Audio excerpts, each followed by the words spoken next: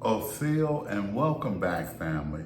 It's another edition of Real Talk. Now, what we're going to talk about is the business of Ghana, the business of the slave narrative, the business of those supposed slave castles in Ghana.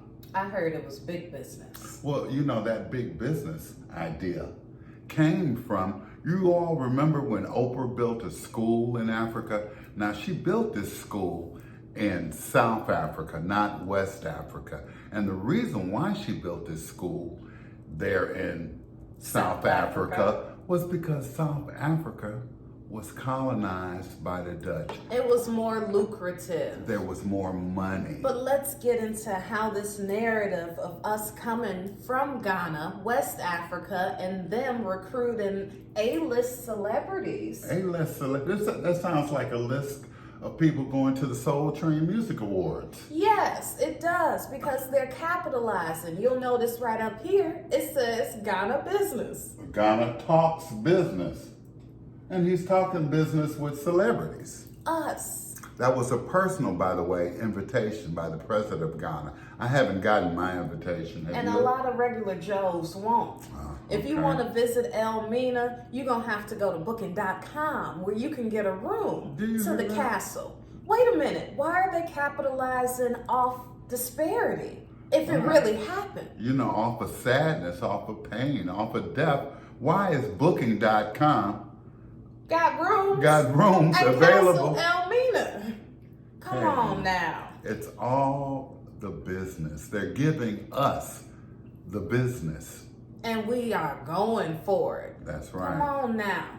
Why don't y'all wake up and see? Look at this capper. Now, look, this is Boris. Is he German? Yes, Boris here is German. He was born in Germany, yet was raised a little bit here in the United States. Influenced by us. Influenced, right. But he's a European.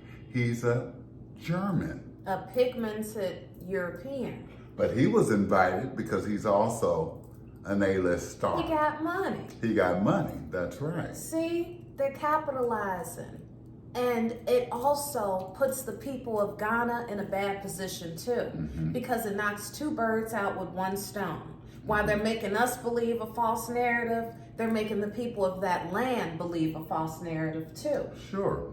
They're taking away their power too. Well, that's they're misleading them and indoctrinating them with religion too. But that's why those forts were there to begin with. Those forts were only set up for trading and for protection of the trade and the missionaries. All the gold that they found. When the Portuguese first landed, they called it the gold mine.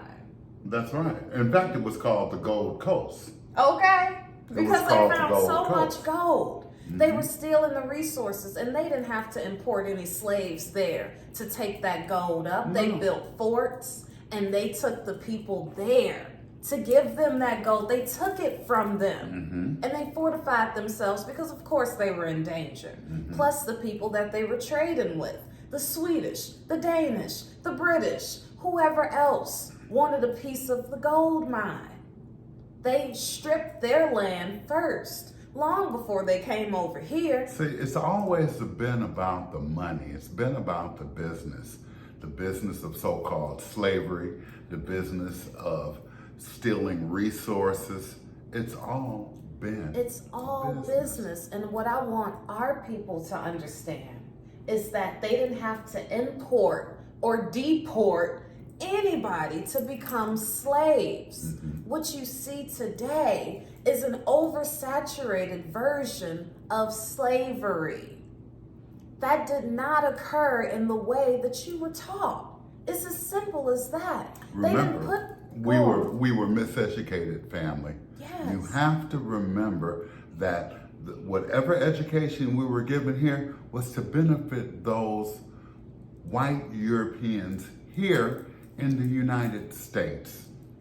Not only that, but it was to disempower the indigenous people who were already here. And as you said the other day, they propagate the slave narrative to us.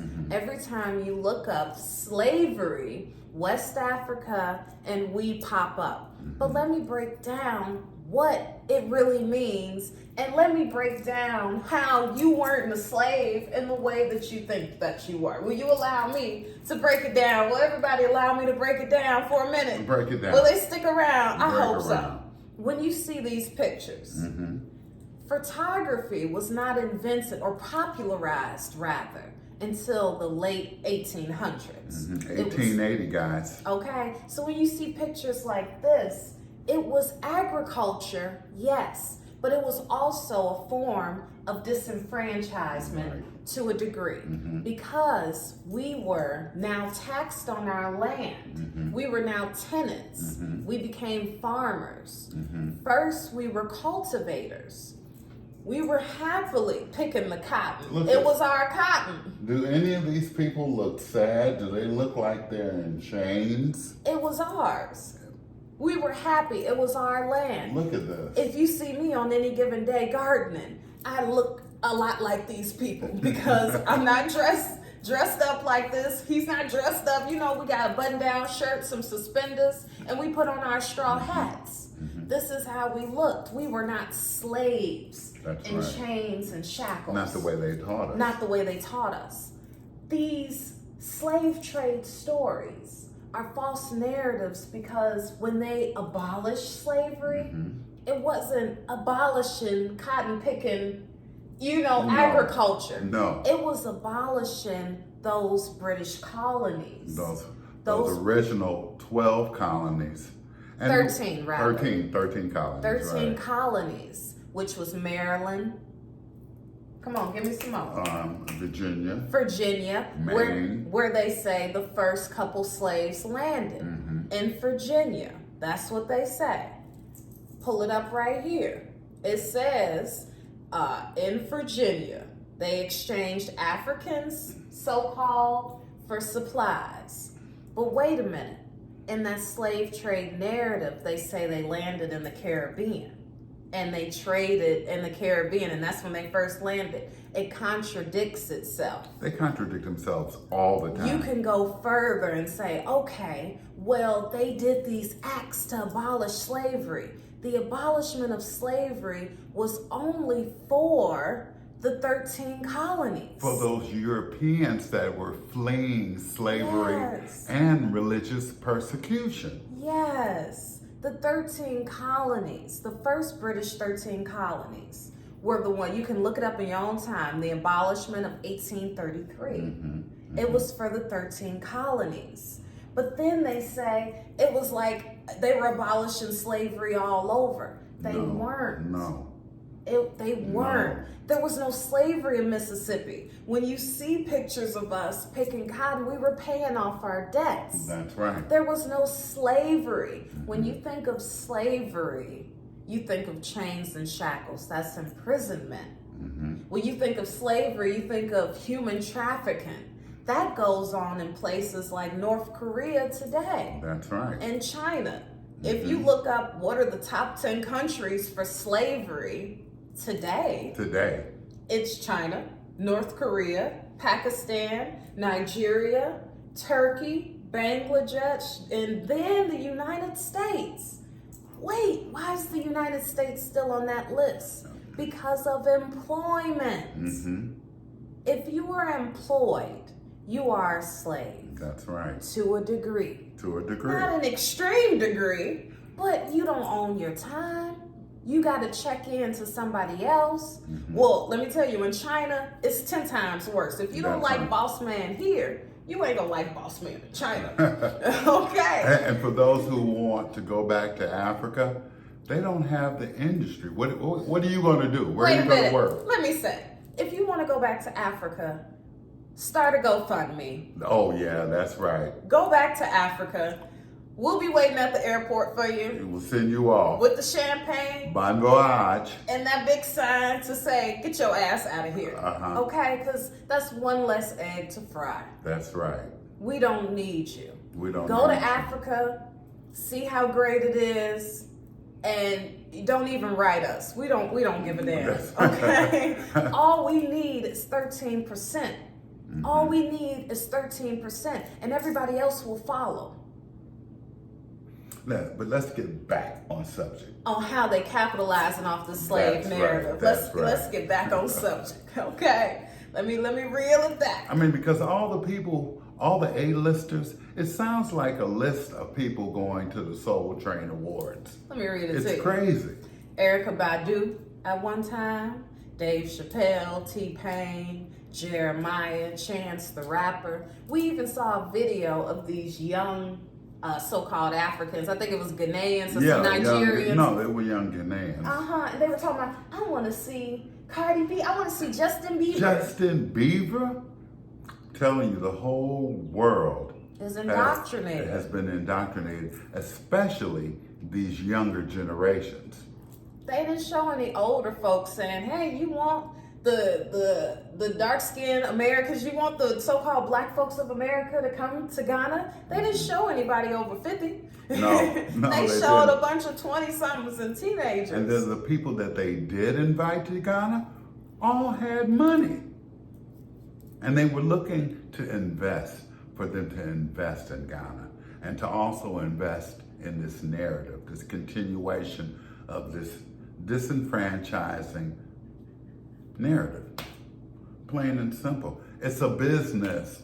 That's why I always say so many of us are taking selfies using someone else's face, but at the same time, they're making money off of your image. We affect everything in the entire world. We have created and invented more things than anyone has done on the planet.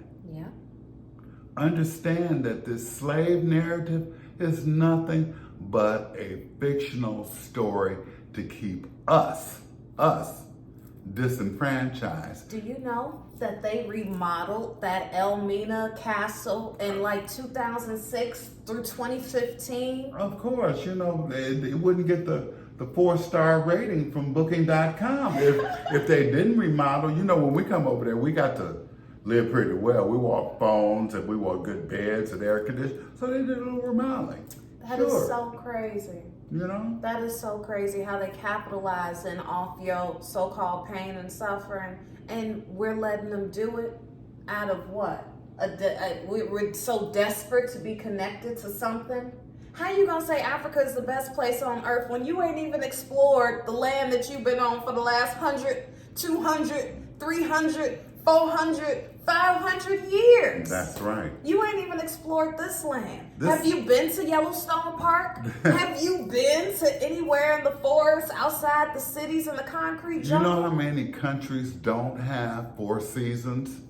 Look at our country. We got all Look 4 at our seasons. land. We can grow from coast anything to right coast. here. That's right. We got any and everything. That's why they brought their seeds here. Mm-hmm. We could grow everything That's here. right. Our soil is some of the most fertile soil in the world. Baby, you can grow grass from sand here. Do you know? Come on, man. We've seen a flower bloom through the concrete here. You can grow anything on this land. And we are the true Americans. And we did not migrate from Africa at any point in time. That American. Oh, See, in order to truly be American, because we are the indigenous aborigine, the NIIJI of this land, to truly be American means to accept the American identity. That means to forget who you really are. To take now, on. that's what that means. That's what it means right now. The original meaning. Show them the original meaning of the Noah Webster's dictionary. The original meaning of America was applied to the copper-colored people. That's us. That's us. That's us. You may wonder, who are the copper-colored people? Now given to. That is us. But right. Now it's given to the Europeans. But you notice how they don't call themselves European anymore. They call themselves what? American. Mm-hmm. They want to be American. Mm-hmm. That's because it's now applied to them and the descendants of the Europeans. Mm-hmm. They gave away their heritage to a degree to assimilate that American identity. which is to ignore the real indigenous people of this land.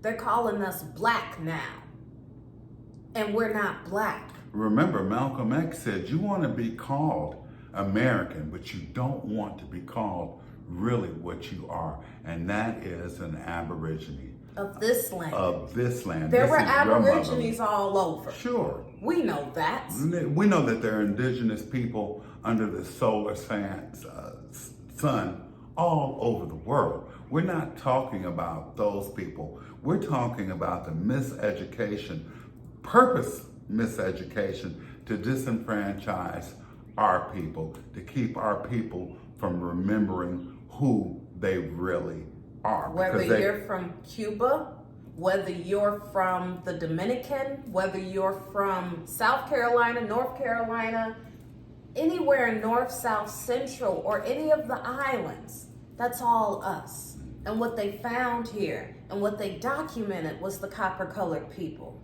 the Aboriginals, the Americans, the real Americans. That's what they called us. Show them some pictures. They need some background. Let's show them I'd love to. Some of these pictures. This is what they found here.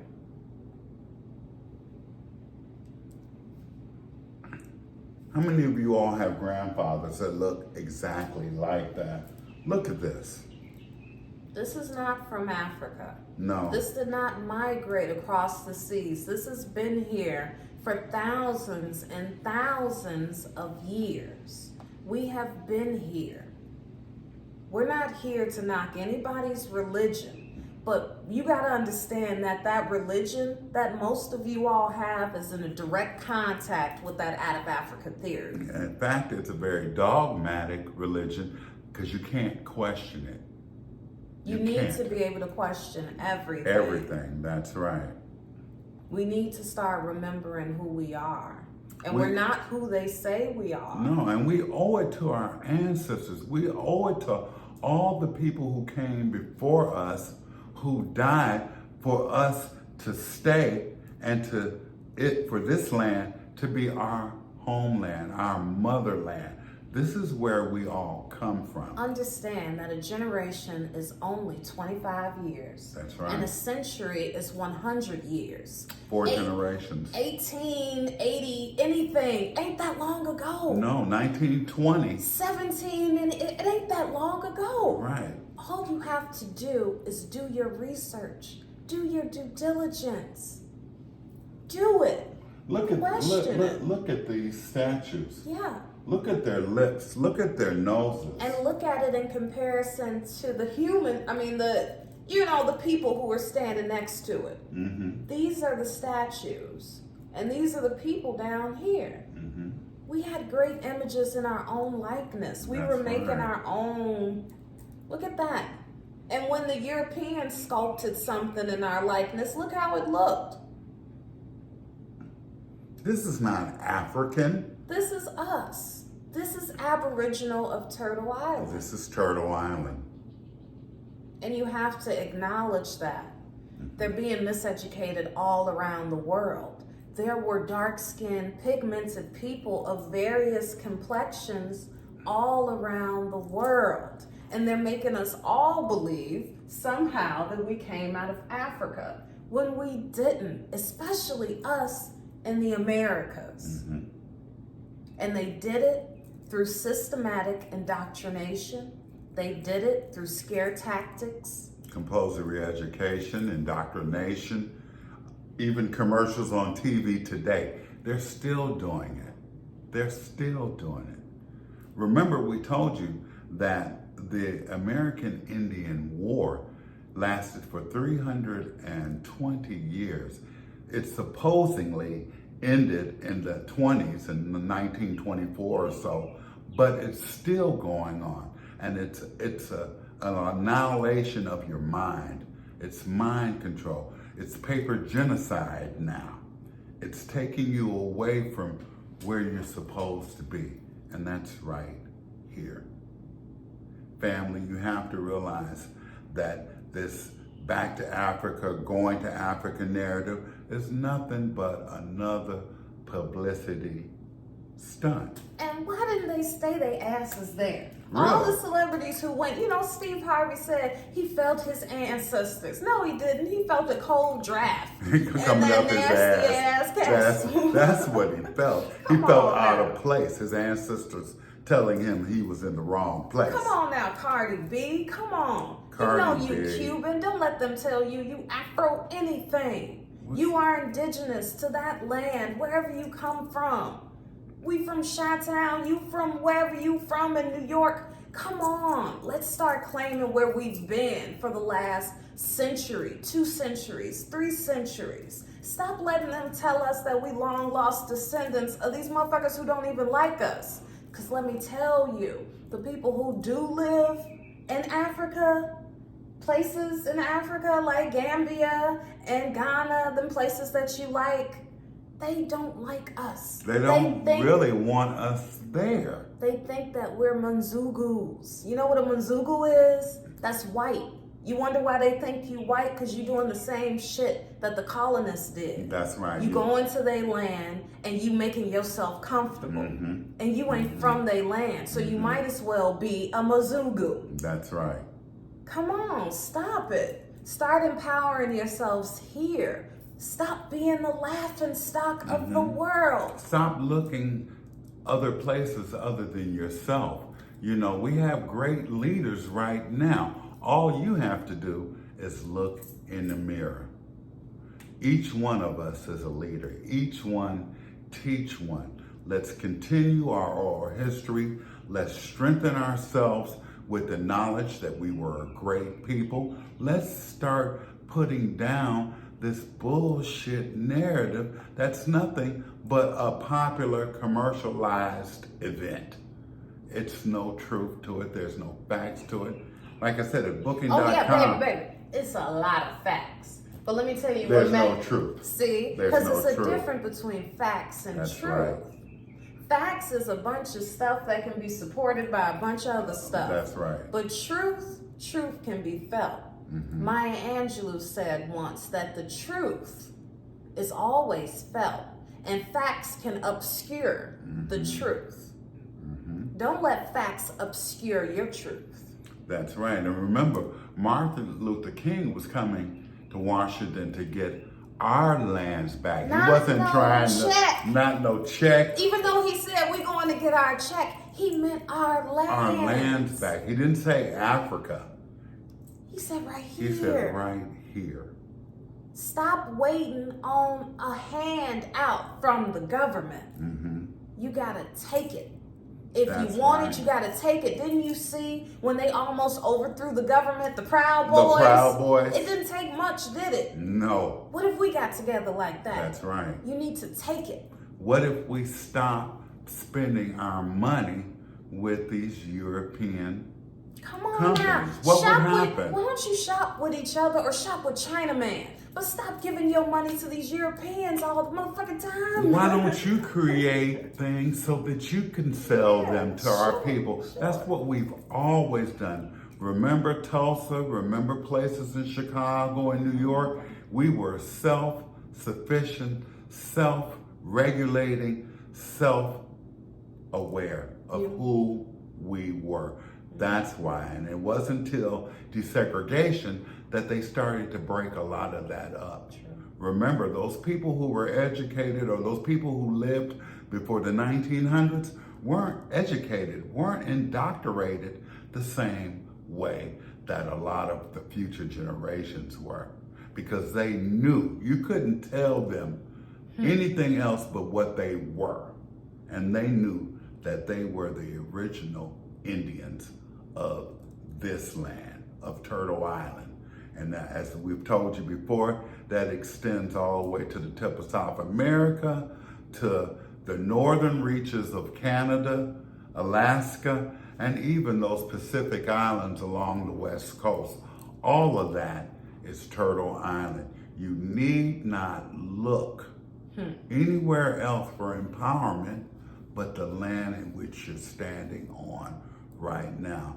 And like we said, for those people who are on that Pan-African movement, get a GoFundMe. Get a GoFundMe page. Go to Africa. Sure, see how it is. Live there. Yeah. I mean, none of those stars that visited, those A-listers that stayed visited, there. But why don't you go and tell us how it is? But don't come back when things get gravy here. Mm-hmm. Don't come back when we done fought. When we've reclaimed our land. We are. And our power. Right. Don't come back now. That's right. See, they want you to look the other way so you won't concentrate on what's really the issue. The issue is that they have systematically stolen our land.